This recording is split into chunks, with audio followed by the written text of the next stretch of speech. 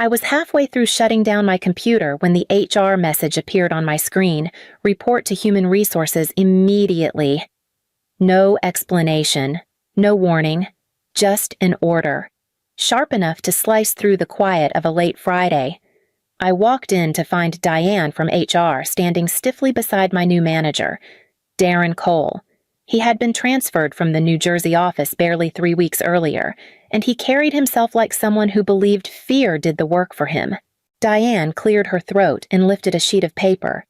Evelyn Hart, you are scheduled for overtime this Sunday. This assignment is non-negotiable. I stopped in front of them.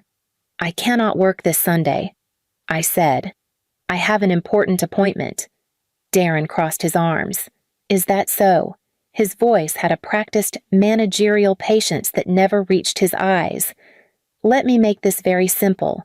If you do not show up Sunday morning, you are fired. Your choice, work, or find another job on Monday.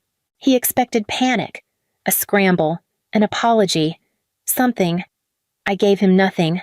Diane slid a form across the table, a thick, pre-printed document with a header that read, Voluntary Overtime Agreement. Below it, in red ink, someone had stamped sign or disciplinary action. It was ready, long before I walked in. My chest tightened, but not from fear. More from the insult of how cleanly this had been prepared, how confident Darren must have been that he could corner me. I picked up the paper, skimmed the lines, then set it gently back on the table. I told you, I said quietly. I cannot work Sunday. Darren leaned in. Then consider this your final warning. I held his stare for a moment, long enough for him to think I was deciding whether to beg, but my decision had been made hours ago, long before their ambush. I turned toward the door without another word. He had no idea who I was meeting on Sunday, and they had no idea what that decision would cost them. I left the room, the unsigned form still on the table, and walked down the hall toward the exit, neither option chosen. Neither threat accepted, carrying the weight of what would come next. The anger from that Friday meeting stayed with me long after I left the HR office, mostly because it wasn't new. It was just the latest cut in a pattern I had lived with for years at Harbor East Logistics, ever since I first started there 5 years ago. Back then, I loved the work. My old manager, Martin Blake, trusted me, pushed me, and celebrated every win without needing his name stamped across it. He once told me, Evelyn, you're the person I send in when a client is already halfway out the door, and he meant it as a compliment. I spent countless late nights restructuring contracts, fixing broken communication lines, and showing up on weekends because I believed the effort mattered. And it did. Harbor East kept accounts other firms would have lost. Everything shifted the week Darren Cole arrived. The first thing he did was call a team meeting. He didn't bother learning names before announcing, overtime is no longer optional. If you want stability, you show commitment. He said it with a smile like he expected applause. The next change came quietly. Critiques that used to be private now happened in front of whoever happened to be in earshot. One morning, after I saved a multi-million-dollar client from withdrawing, I overheard him mutter to someone, "She is competent, sure, but definitely overrated." He didn't bother lowering his voice. At first, people tried warning me gently. Evelyn, my co-worker Lena whispered during lunch one day, "He's pushing senior staff out. He brought 2 people from New Jersey before coming here. Both women in our department suddenly left after performance reviews." I froze with my fork halfway to my mouth. Both women. Lena nodded. He makes it look voluntary. HR never questions it. That was when I started writing everything down, every remark, every demand, every meeting he twisted into a threat. It wasn't paranoia, it was survival. And after what happened on Friday, it was clear Darren wasn't finished testing how far he could bend me before I broke.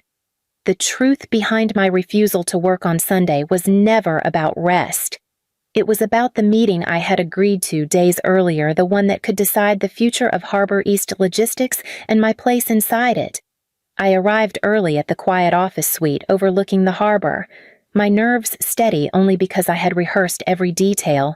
When the door opened, Charles Alden, the chief executive officer of Alden Marine Group, stepped inside with his chief financial officer close behind. Alden Marine was one of the largest cargo clients on the entire East Coast, worth millions in long-term contracts, and he had asked for me personally. "Evelyn," he said, shaking my hand with direct sincerity. "Thank you for making the time. I know a Sunday meeting is unusual. I understand the importance." I replied, "I am glad to be here." He motioned for me to sit. "We are evaluating all contract renewals this quarter. The decisions we make will affect partners across multiple states. Harbor East has always delivered well under your guidance. But," he paused, lowering his voice, "recently, there have been issues." I felt the shift in the room immediately. "Issues in what way?" Charles exchanged a look with his chief financial officer. "We have submitted several concerns to your leadership. None received responses. One message was marked read and then deleted the same day." My breath tightened. "I never saw any of those messages." "I assumed as much," he said. "That is why we requested you directly. We trust your transparency more than what we have observed from Harbor East's new management." He leaned forward. "Evelyn, I need your honest insight before I decide whether to continue our partnership. Your company is at a crossroads, and you may be, too." His words settled over me with weight I had expected and yet still felt unprepared for. If Alden Marine walked away, Harbor East would lose everything I had built. And if they were this alarmed, then Darren had been hiding far more from senior leadership than just a series of Sunday ultimatums. By Saturday morning, the fallout from my refusal had already arrived in my inbox. The subject line was blunt enough to jolt me fully awake. "Failure to comply may affect employment status." Under it sat a thread from Darren Cole, copying HR as if he were documenting a crime. "Please confirm Evelyn's attendance on Sunday," he wrote. "This must be resolved immediately." I typed my response carefully, every word deliberate. "I have an immovable prior commitment on Sunday. I will be available on Monday at 9 o'clock as scheduled." I hit send and set the phone down, hoping for an hour of quiet. I barely got 10 minutes. By 9:30, Darren was standing at my desk as if he had teleported across Baltimore.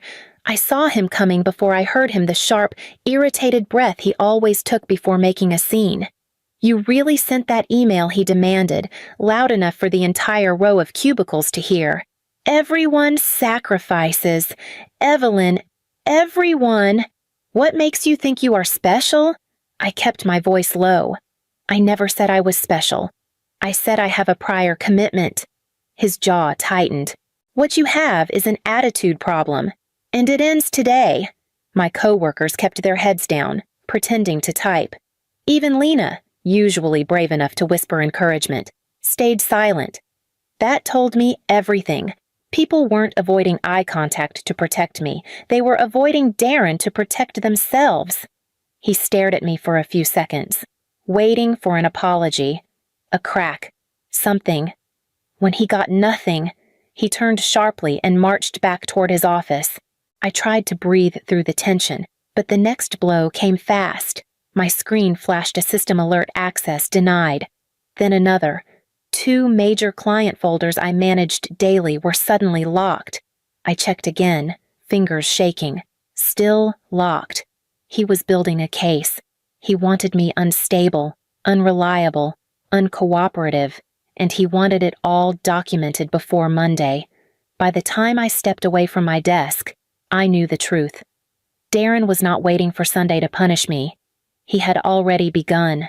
By Saturday night, the noise in my head was almost unbearable.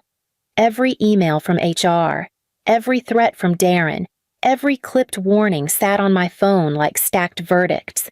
I read them again from the top, one by one, until my hands felt cold. There was the first message from HR. The second, marked "Failure to comply may affect employment status," and Darren's note to them, as if he were narrating evidence for a trial.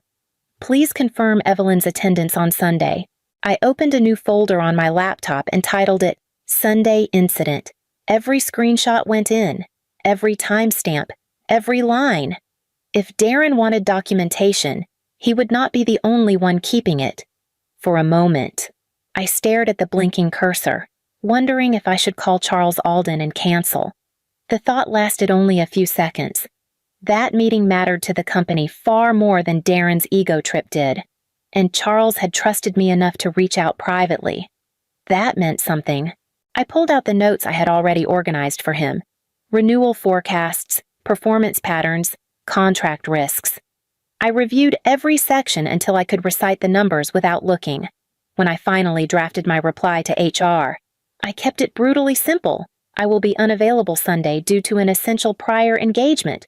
I will resume work Monday at 9 o'clock. No apologies, no excuses, no soft landing. Just the truth. I read it once more, then hit send. The moment the message left my outbox, something inside me steadied. For the first time since Darren arrived, I felt like I was choosing myself instead of letting someone corner me. Not choosing Sunday overtime. Not choosing termination. Just choosing what was right. I shut my laptop and let the quiet settle around me. Whatever happened tomorrow at the meeting with Charles Alden, I would show up prepared and I would show up as myself. I arrived early enough on Sunday to catch my breath before the real conversation began. The private room overlooking the inner harbor was quiet, the kind of quiet where every thought echoed louder than it should. When the door opened, Charles Alden entered with his chief financial officer, Marissa Lane, both carrying folders that looked far heavier than paper. "Evelyn," Charles said, shaking my hand with a grip that told me he was not here for pleasantries. "Thank you for coming. I appreciate the invitation," I replied. "I understand this discussion is time-sensitive." Marissa exchanged a glance with him, then placed her folder on the table. "We will get straight to the point. We have sent several concerns to Harbor East leadership over the past 2 months." She opened the folder and turned it toward me. Every message was ignored. I leaned in. Ignored. Charles nodded. One was deleted within minutes of being delivered, without being opened. His tone sharpened. "We track those things." A cold, heavy certainty settled in my chest. "I never received anything," I said. "Not a single warning. Nothing." "I believe you," Charles replied immediately. "That is why we requested you and only you for this meeting." The weight of that trust hit me harder than the accusation itself. I took a slow breath. There has been a shift at Harbor East, a new manager, new expectations, a culture that... I hesitated, then decided honesty was the only way forward. I was ordered to work today. Non-negotiable. When I said I had a prior commitment, he threatened my job. A moment of silence followed. Sharp. Final. Marissa folded her hands. "That aligns with what we suspected."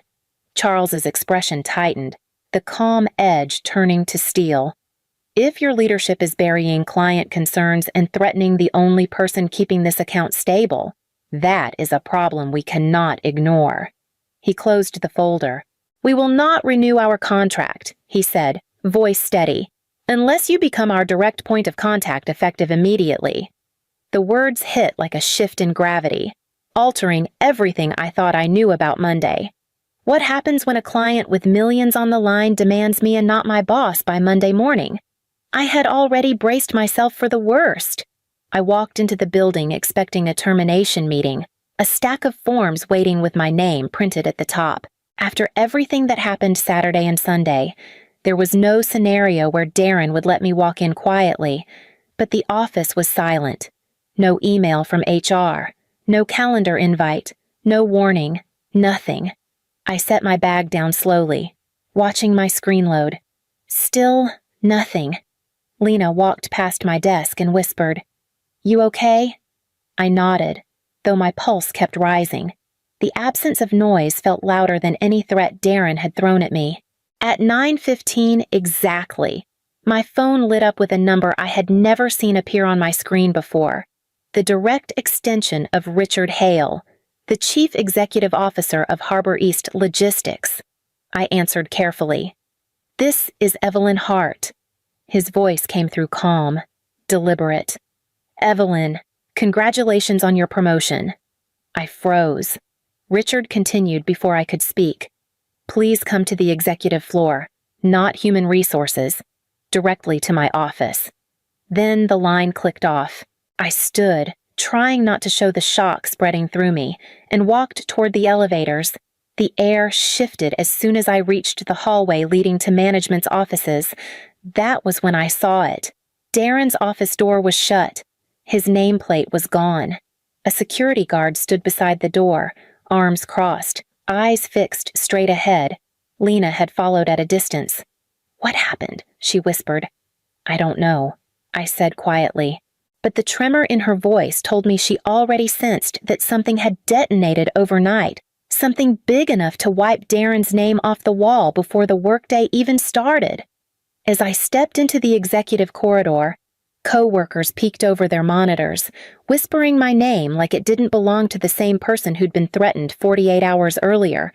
Whatever had happened between Sunday evening and Monday morning had rewritten the entire hierarchy of this place, and the CEO was waiting to tell me why. Richard Hale's assistant opened the glass door to the boardroom with a quiet gesture for me to enter. Inside, the air felt sharper, heavier, like everyone had been waiting for me. HR Director Diane sat rigidly at one end of the table. Beside her, 2 members of the legal department had laptops open, and at the head sat Richard, hands folded, gaze level. "Evelyn," he said, motioning to the chair closest to him. "Please sit. We have a great deal to discuss." The door closed behind me.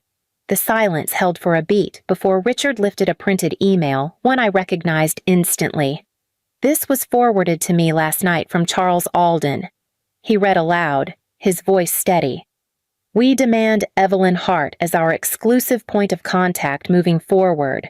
We also request immediate removal of the manager who obstructed today's meeting and failed to address repeated client concerns." Richard set the paper down. "There is more. But that is the essence." Diane shifted uncomfortably. "Legal counsel..." Mr. Kingston cleared his throat. "We conducted an internal audit early this morning. Several client review reports under Darren Cole's management were altered. Performance issues were concealed. Metrics were inflated. This was not a clerical error," Diane added. "We also uncovered multiple pending complaints against him, including harassment and retaliation, none of which were escalated properly." I felt my breath settle into something still, something quiet. The truth was finally in daylight. Richard leaned back. "Harbor East Logistics cannot and will not tolerate any of this." His words landed with finality. "Darren Cole has been terminated effective immediately." The room stayed silent, the weight of the announcement settling into every corner. Then Richard turned his attention fully to me. "Evelyn, Alden Marine wants you leading their account exclusively. Given your performance, your integrity, and the trust you have earned, we would like to offer you the position of Director of Client Strategy, reporting directly to the Chief Operating Officer." My pulse steadied not from shock, but from clarity.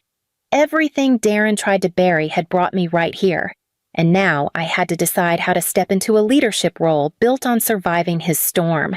My first week as Director of Client Strategy felt like stepping onto unfamiliar ground. Even though the walls and hallways were the same ones I had walked for 5 years, the difference was in how people looked at me. Not with pity, not with fear of association, but with something closer to respect, even relief. On my first morning in the new role, I gathered my team in the small conference room outside my office. "We are drawing new lines," I told them. "No more forced overtime. No more intimidation in meetings. No more public shaming disguised as feedback. We do the work well, and we do it without being treated like we are disposable." A few people exchanged glances, unsure if they were allowed to smile. Then Lena let out a breath she had probably held for months. "Thank you," she said. We needed someone who would actually say that out loud. I became the first woman in more than 10 years to lead a client strategy division at Harbor East, something Richard mentioned during a brief check-in. "You earned this," he told me. Not because of the fallout with Darren, but because of how you handled everything before and after it. Later that week, I met with Charles Alden and his chief financial officer to finalize the new partnership structure. As we reviewed projections, Charles paused and looked at me with a quiet certainty. "You know," he said, "I saw exactly who you were on Sunday, not just in the numbers you presented, but in the integrity behind them. That is why we fought for you." His words landed deeper than I expected. For years, I had stayed silent through late nights, impossible expectations, and small humiliations that stacked like stones on my chest. Silence had taught Darren the wrong lesson that I would bend. But Sunday taught me the right one, that I did not have to. I closed my notebook, ready to move forward with a team that finally had room to breathe. And as the week closed, one truth lingered quietly in the back of my mind. Sooner or later, I would face the man who tried to break me. I was leaving a late afternoon meeting with the operations team when I turned the corner toward the lobby and saw a small crowd forming behind the glass wall. People tried not to look obvious, but the tension in the air pulled everyone's attention in the same direction. That was when I saw Darren Cole. He stood between two security officers, a cardboard box in his hands, his shoulders pulled tight as if trying to make himself smaller. His tie hung crooked, the same way it did on his first day, only now there was no swagger left in him, just a man who had run out of room to hide. One of the officers gestured toward the revolving doors.